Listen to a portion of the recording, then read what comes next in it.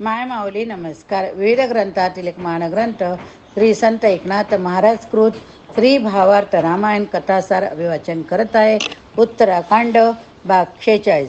तो महापराक्रमी रावण प्रचंड सैन्यासह वर्तमान मधूस जो निघाला तो अलकावतीपाशी आला. त्याने नगराबाहेरच एका पर्वतापाशी मुक्काम केला. ती नगरी रावणाचा मोठा सावत्र भाऊ कुबेर याची होती. विश्वकर्म्याने स्वतः तिची रचना केली होती. अतिशय वैभव संपन्न सुंदर अशा त्या राजधानीबाहेर एक रम्य अनुपम अशी विस्तृत बाग होती.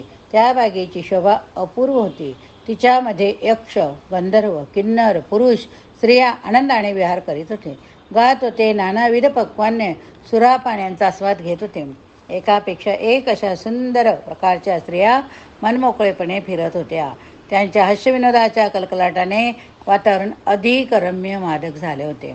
सायंकाळ केव्हाच संपून रात्र सुरू झाली. त्या वातावरणात उन्मादकतेची परमावधी झाली. फुलांचा सुगंध दरवळत होता. त्याच सुमारास त्यांच्या दृष्टीची एक अप्सरा पडली. ती अत्यंत सुंदर होती. तिथे विहार करणाऱ्या स्त्रियांमध्ये तीच सुंदर दिसत होती. ती एकटीच आपल्या घराच्या दिशेने फार लगबगीने निघाली होती. तिचे नाव रंभा. तिने उत्तम प्रकारची तलम वस्त्रे परिधान केली. तिच्या कमनीय देहावर नाना प्रकारचे अलंकार झळकत होते. ती आपल्याच नादात झपाझप चालली होती. तिला पाहताच रावण चांगलाच भुलला. तो धावतच तिच्यापाशी गेला. आपल्याला वंश होण्यासाठी तिची मनधरणी करू लागला. स्वतःबद्दल फार स्तुती करून आपण पराक्रम सांगू लागला. त्याने स्वतःचा परिचय देताना सांगितले की तो ब्रह्मदेवाच्या वंशातील असून ब्राह्मण आहे. त्याने तिला अनेक प्रलोभने दाखवली. रंभेने अतिशय लाजून त्याला सांगितले, तुम्ही मला पूज्य आहात, अशा तऱ्हेने तुम्ही माझ्याशी वागणे धर्मानुसार नाही. सर्वांनी त्रास दिला, तुम्ही माझे रक्षण करणे योग्य, कारण नात्याने मी तुमची सून. हे ऐकून रावण म्हणाला, काय तू इंद्रजिताची पत्नी? तिने उत्तर, लंकेश मी खरेच सांगते, मी तुमच्या पुतण्या नलकुबर यांची पत्नी. तरी मला माझ्या घरी जाऊ दे. पण रावणाने तिचे काही न ऐकता तिला बळजबरीने उपभोग घेतला. मग ती धावत आपल्या घरी गेली. तिचा अवतार पाहून नलकुबराने तिला विचारणा केली. तेव्हा तिने घडलेला सर्व प्रकार रडत रडत त्याच्या कानावर घातला. सर्व वृत्तांत ऐकल्यावर तो अत्यंत संतापला. त्याने कमंडल उचलला, शंकराचे ध्यान केले, मंत्र उच्चार केले. तो म्हणाला, रावण जर कोणत्याही स्त्रीला बळजबरीने धरील, भोग घेण्याचा प्रयत्न करील, त्याच वेळी तो मरण पावेल. हा शाप ऐकताच देव, गंधर्व, ग्रह आदी करून सर्व आनंदित झाले. त्याने नलकुबेरावर फुले उधळली. रावण अत्यंत खिन्न झाला. आता रावणाचा रंभेशी अतिप्रसंग, नलकुबराचा शाप आपण बघितला. आता दुसऱ्या दिवशी रावण सैन्यासह अतिवेगाने कैलास सोडून स्वर्गाकडे चालला. इंद्राच्या अमरावतीपर्यंत येऊन ते राक्षस मोठमोठ्या गर्जना करू लागले. ते ऐकून इंद्र गडबडला. त्याने लगेच सर्व देवांना युद्धासाठी प्राचारण केले. आपापल्या सैन्यासह वर्तमान 12 आदित्य, 8 वसु, 11 रुद्र, विश्वदेव, मरुत असे 33 कोटी देव जमा झाले. त्यावेळी इंद्राने विचार केला की वरप्रसादाने हा रावण अजिंक्य झाला आहे. तो त्वरित विष्णूकडे गेला तर त्याची रावणाच्या वधासाठी प्रार्थना करू लागला. त्याची विनंती ऐकून विष्णू म्हणाला, हा उन्मत्त रावण मारणे हे मला अशक्य नाही, पण त्याची योग्य वेळ अजून आली नाही. शिवाय ब्रह्मदेवाच्या वराचा पण मान राखला गेला पाहिजे. योग्य वेळ येताच मीच त्याचा संहार करील. तोपर्यंत देव राक्षस याच्या संग्रामाला सुरुवात झाली होती. अत्यंत घोर असा तो रणसंग्राम सर्व शास्त्रानिशी चालला होता. रावणाच्या सैन्यामध्ये अनेक वीर होते. त्याच्यापैकी काही सेनापती असे होते, त्यांची नावं महारीच, प्रहस्त, महोदर, महापार्श्व, अकंपन, निकुंभ, शुक, सारण, त्रिशिर, खर, सुहृद, धूमकेतू, महाद्रष्ट, महामुख, जंबुमाळी, विरूपाक्ष, शतघ्न, यज्ञकोप, दुर्मुख, दूषण, करवीर, सूर्यशत्रू, महाकाय, अतिकाय, देवांत, सुमाळी, नराकांत, याशिवाय वीरांशिवाय अनेक शूरवीर असे राक्षस नायक प्राणपणाला लावून लढत होते. त्या सर्वांमध्ये सुमाली नावाच्या सेनापतीने अपूर्व असा पराक्रम केला. त्यांच्या पुढे कुणी टिकेना. सर्व देवसैन्य सैरावैरा पळू लागले. त्या अष्टवसूंनी पाहिले. महाभयंकर अशा त्या वसूंपैकी सवित्र नावाच्या वसूने देवसैन्याला धीर दिला. त्याने देवांचे नेतृत्व करीत अपरंपार शस्त्रवर्षाव केला. आता राक्षसांच्या सैन्याची दानादान उडाली. ते पाहून मोठ्या रागाने सुमाली पुढे धावला. सुमाली सवित्र वसू यांचे भयानक युद्ध सुरू झाले. दोघे तुल्यबळ होते. कुणीच कुणाला आटपेना. फार वेळ युद्ध झाल्यावर सवित्र वसूने सुमातीला रथ सारथी यांचा संहार केला. मग त्याने आपली दिव्य गदा हाती घेतली. गदा मस्तकापुढे गरगरा फिरवून त्याने अत्यंत वेगाने ती सुमालीच्या मस्तकावर फेकून मारले. त्यावेळी त्याचे शिर तुटले, आकाशात उडाले. चंद्रसूर्य यांना असा भास झाला की आजच राव आला की काय. असो, सचित्र वसूने एवढा पराक्रम केला की राक्षसांच्या सैन्यांची पुरती वाताहत झाली. ते चारी दिशांना पळू लागले. सुमाली राक्षसांचा वध आपण बघितला. आता सवित्र वसूने सुमालीला मारल्याचे ऐकून इंद्रजित रागाने लाल झाला. तो स्वतः राक्षस सैन्याला धीर देत संग्रामाकरिता आला. त्याला पाहूनच देवांच्या सैन्यामध्ये चलबिचल झाली. परंतु इंद्राचा पुत्र जयंत पुढे सरसावला. त्याने सर्व सैन्य एकत्र केले. बाणांचा वर्षाव करीत त्याने युद्ध चालू केले. त्याचा पराक्रम एवढा थोर होता की राक्षसांच्या सैन्यामध्ये हाहाकार झाला. त्यांचे दानादान उडाली. ते पुलम नावाच्या सैन्याने पाहिले. तो इंद्राचा सासरा इंद्र पुत्र जयंताचा आजोबा तो वायुवेगाने आला. कुणाला काही कळण्यापूर्वीच त्याने इंद्रपूर्व जयंताला उचलून खांद्यावर घेतले. तसाच वेगाने तो समुद्रात निघून गेला. हे पाहून देवांचा धीर सुटला. त्या द्विगुण झालेल्या देवांवर इंद्रजिताने हल्ला केला. हा सर्व प्रकार कळल्यावर इंद्र रागाने कापू लागला. त्याने मातलीला रथ घेऊन बोलावले आणि तो रणभूमीकडे निघाला. त्याला अपशकुन झाले तरीसुद्धा तो वीर त्यांना न जुमानता वेगाने रणभूमीवर आला. तिकडे रावण रथावर सज्ज होऊन मुलाच्या पाठीशी उभा राहिला. मग पुन्हा संग्रामाला आरंभ झाला. आदित्य, वसु, रुद्र निर्वाणयुक्त युद्ध करीतच होते. इंद्राने तर त्यावेळी शौर्याचा कहर केला. त्याने अगणित राक्षसांचा संहार केला. एखाद्या वादळाप्रमाणे तो राक्षसांच्या सैन्यावर कोसळला. त्याने लक्षावधी राक्षसांना मृत्युमुखात लोटले. जयाचे पारडे देवाच्या बाजूने झुकले. तेव्हा रावण अत्यंत क्रोधाविष्ट झाला. तो अत्यंत द्वेषाने शरसंधान करू लागला. त्याने इंद्राचे धनुष्य मोडून टाकले. रावण व इंद्र यांच्यातील युद्ध प्रसंग आता बघूया. आता आपण बघितले इंद्र रावण यांचं युद्ध. रावण आणि देवेंद्र यांचा संग्राम सुरू झाला. रावणाने आपल्या सारथ्याला सांगून रथ देवांच्या सैन्यामध्ये घुसवला.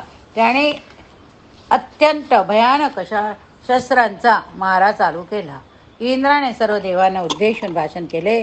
तो म्हणाला, रावण बळाने सैन्य संख्येने उन्मत्त झाला तरी याला न मारता आज जिवंत पकडून घेऊन जाऊया. चला अशी हाक दिली. त्याने अभूतपूर्व असा संग्राम मांडला. त्यावेळी चारही बाजूला पाहावे तिकडे देव. रावण मध्येच सापडला. तो एकाकी गांगरला. त्याला चहूकडून देवाने वेढून घेतले. तो दिशेनासा झाला. राक्षसांच्या सैन्यामध्ये हाहाकार माजला. पित्याला देवांच्या सैन्याने धरले. ही वार्ता मेघनादाच्या कानावर गेली. वार्ता ऐकून त्याला क्रोधाग्नी उफाळला. दातोड चावू लागला. त्याला असे झाले की चंद्र सूर्य उलटून टाकू की नक्षत्र उपटून टाकू, ही सृष्टी नष्ट करू की ध्रुवतारा तोडू, सर्व स्वर्ग समुद्रात बुडून चारही दिशा सपाट करू. तो विचार करून बेभान झाला. पण त्याला शुक्राचार्याच्या कृपेने शंकराच्या वरदानामुळे अद्भुत अशी माया प्राप्त झाली होती. ती माया देवादिकांना देखील अगम्य अशी होती. ती माया त्याने देवसैन्यावर सोडून दिली. त्यामुळे देवसैन्य मोहित झाले. मेघ नादाने पित्याला देवांपासून सोडून घेतले. अगस्ती मुनी एवढे सांगून झाल्यावर पुन्हा रामाला म्हणाला, राघवा, अरे हे सर्व चराचर तुझाच खेळ आहे. तुझी माया अतर्क्य आहे. वेद शास्त्र यांना सुद्धा तुझ्या मायेचे वर्णन करता येणार नाही. असो, आता पुढे ऐक. त्या महामायावी रावणाच्या मुलाने देवांचं इंद्रालाही बोलवले. त्याला भ्रमिष्ट केले. मेघनादाकडून येणारे बाण पाहून सुद्धा तो हतबद्ध होऊन उभा राहिला. मग त्याला घायाळ झालेला पाहून रावणपुत्र धावून गेला. त्याच्या गळ्यात बंधन घालून त्याला धरले. तिकडे रावणाने पुन्हा लढायला सुरुवात केली. तेव्हा मेघनाद पित्यापाशी गेला. त्याला म्हणाला, आता कशाला आणखी युद्ध करायचे? शंकराच्या कृपेने देवाचा मुख्य राजाच युद्ध केला. आज माझे सर्व मनोरथ पूर्ण झाले. आता आपण त्रैलोक्याचे सत्ताधीश झालो आहोत. आता यापुढे युद्धाची आवश्यकताच उरली नाही. रावणाने प्रसन्न होऊन त्याला आलिंगन दिले. मग तो पुत्राला म्हणाला, याला आता चांगल्या बंदोबस्तात ठेव. देव त्याच्या सोडवणीकरिता लंकेपर्यंत सुद्धा येतील. मग सर्व सैन्यासह वर्तमान पिता पुत्र विजय होऊन लंकेत आले. त्यांनी इंद्राला विशेष संरक्षणासाठी बंदीगृहामध्ये ठेवला. लंकावाशांनी पितापुत्रांचे वाद्याच्या गजरात मोठे स्वागत केले. रावणाकडून इंद्राचे बंधन, लंकेत आगमन आपण बघितले.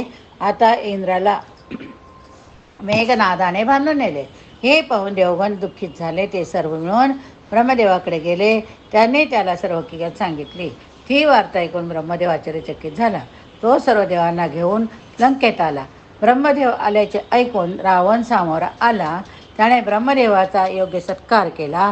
येण्याचे कारण विचारल्यावर त्याने मेघनादाच्या पराक्रमाचे स्तुती केली, सांगितले.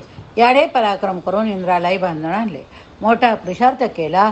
मी याच्या पराक्रमावर संतुष्ट आहे. आजपासून याला इंद्रजित या नावाने लोक ओळखतील.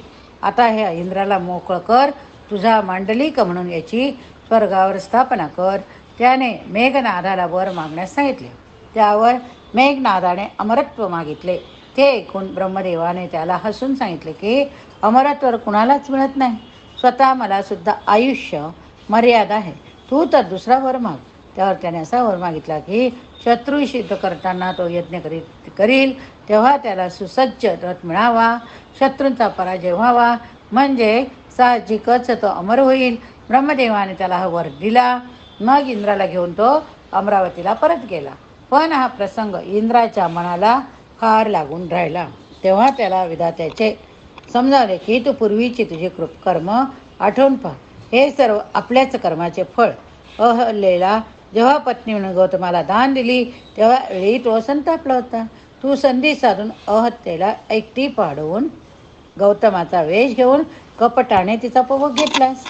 तो प्रसंग जाणून गौतमाने तिला शाप देऊन शिळा केली. ती रामाच्या पदस्पर्शाने मुक्त झाली. व त्या पापकर्माचेच फळ आता तुला प्राप्त झालेले आहे. केलेल्या कर्माचे फळ प्रत्येकाला भोगावेच लागते. तर तू आता विष्णूसाठी महायज्ञ कर. देव ब्राह्मण संतुष्ट होतील. या कर्मामुळे तुझे सुद्धा सर्वथा कल्याण होईल. तुझ्या मुलाला दैत्याने नेला. तो क्षीरसागरात सुखरूप आहे, त्याची काळजी करू नको. नंतर इंद्राने त्याच्या सांगण्याप्रमाणे यज्ञ केला.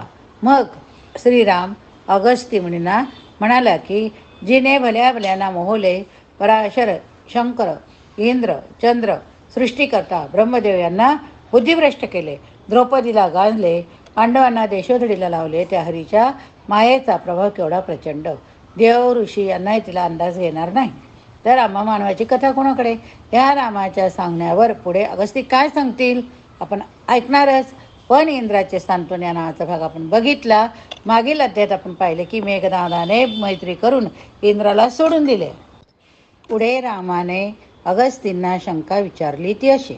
या वाली रावणासारखे कुणालाच बळ नव्हते, पण त्या दोघांपेक्षाही अधिक बळ मारुतीपाशी होते. त्याच्याच सहाय्यामुळे मी सीता परत मिळवली. सुग्रीवाशी माझी मैत्री झाली. सीतेच्या शोधासाठी जाताना वानर समुद्राकाठी चिंताग्रस्त झाले. तेव्हा यानेच 100 योजने उड्डाण करून लंका गाठली. तेथेही राक्षसांचा वध केला. अशोकवनाचा विध्वंस केला. लंकेची होळी पेटवली. रावणाने फेकलेल्या शक्तीने लक्ष्मण मूर्छित पडला. तेव्हा याने द्रोणगिरी पर्वत उपटून आणला. याच्यामुळेच मला सुग्रीवाचे पाठबळ मिळाले. असे सामर्थ्य असताना याने वाली का मारला नाही ही माझी शंका आपण कृपा करून निरसन करावी. तेव्हा अगस्ती मुनी सांगू लागले. ते म्हणाले, हा मारुती बाल ब्रह्मचारी हा लंगोटी सहित जन्मला.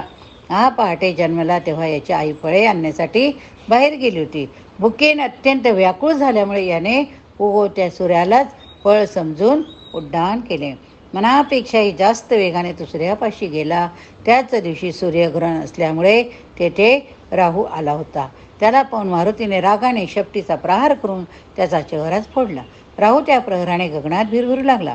त्याच्या सहाय्याला केतू धावला. तेव्हा मारुतीने त्याच्या डोक्यावर मुठीचा फटकाच मारला. त्या माराने विवळ होऊन तो राहूस पळाला. तो थेट इंद्रापाशी गेला. सूर्याला गिळण्यासाठी कोणी नवाच ग्रह आल्याचे त्याने सांगताच तो सुद्धा चकित झाला. मग इंद्र सर्वांचं सूर्यापाशी आला. त्याला पाहताच त्या मारुतीने राहूच्या दिशेने धाव घेतली. राहू घाबरून इंद्रामागे जाऊन लपला.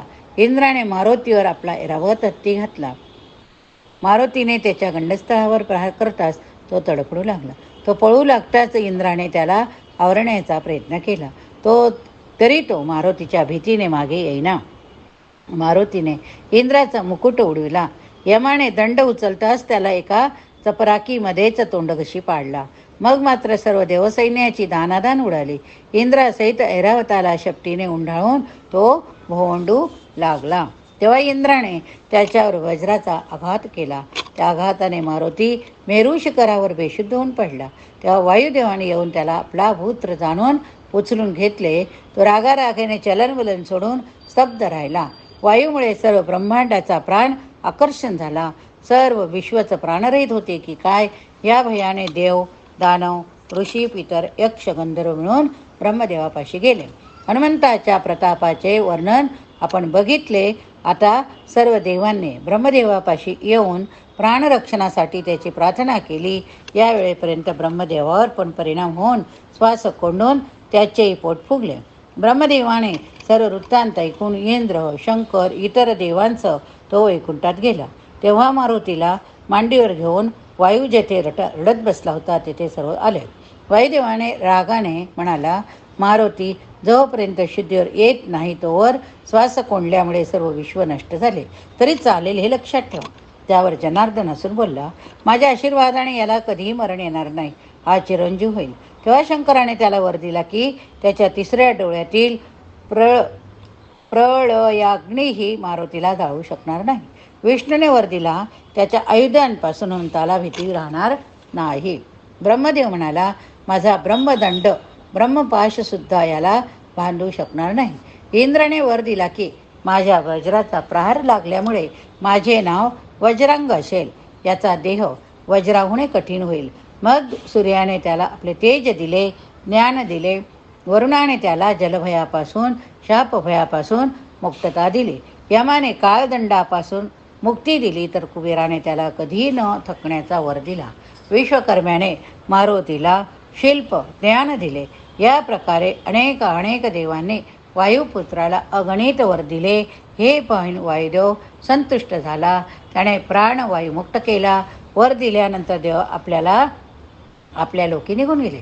या प्रकारच्या सामर्थ्यामुळे मारुती श्रीराम यांच्यात वेगळेपणा नाहीच. फक्त लौकिक व्यवहार पाळण्यासाठी त्यांच्यात देव आणि भक्त असे नाते आहे. हा मारुती लहान असताना फार खोडकर होता. ऋषीमुनींना फार त्रास देत असे. हा त्यांना आश्रमासकट उचलून गंगा किनाऱ्यापासून दूर नेऊन ठेवीत असे. ते आपल्या तपोबळाने पुन्हा आले की त्यांना पुन्हा दूर ठेवी. अल्लडपणामुळे तो त्याच्या आश्रमात वननासधूस करीत असे. ब्रह्माच्या ऋषींच्या मुलांना शेपटीने बांधून आकाशात उड्डाण करी. हत्तींना मारून आश्रमापुढे जाणून टाकीत असे. ब्रह्मदेवाच्या वरामुळे मारुतीला शाप बांधणार नव्हता. म्हणून सर्व ऋषी ब्रह्मदेवापाशी गेले. तेव्हा ब्रह्मदेवाने सांगितले, तुम्ही त्याला असा शाप द्या की रामाची भेट होईपर्यंत त्याचे सामर्थ्य सुप्त राहील. तेव्हा ऋषींनी तसा शाप देताच तो एकदम शांत झाला. याच कारणामुळे तो सुग्रीवांचा प्रधान असून सुद्धा वालीचे पारिपत्य करू शकला नव्हता. राम म्हणाला, हा वायुपुत्र धन्य आहे. याच्यामुळेच माझ्या अवताराचे कार्य पूर्ण झाले. नंतर रामाने सर्वांना अगस्त्य मुनींना विनंती केली की मी अनेक राक्षस मारल्यामुळे त्या पापाचे प्रायश्चित्य म्हणून अयोध्येत यज्ञ करणार आहे. तरी तुम्ही सर्वांनी मला सहाय्य करावे. सर्व ऋषींनी त्याला अनुमती दिली. ते आपापल्या आश्रमी गेले. श्रीरामसुद्धा सभेचे विसर्जन करून आपल्या विश्रामी मंदिराकडे निघून गेले. हनुमंताला वरप्राप्ती नावाचा भाग आपण बघितला. या ठिकाणी हा भाग संपतो. पुढच्या भागात आपण पुढील कथा बघूया. प्रभू रामचंद्र की जय. चरितं रघुनाथस्य शतकोटी प्रवेशतरम् एकैकाक्षरं पुंसां महापातकनाशनम्.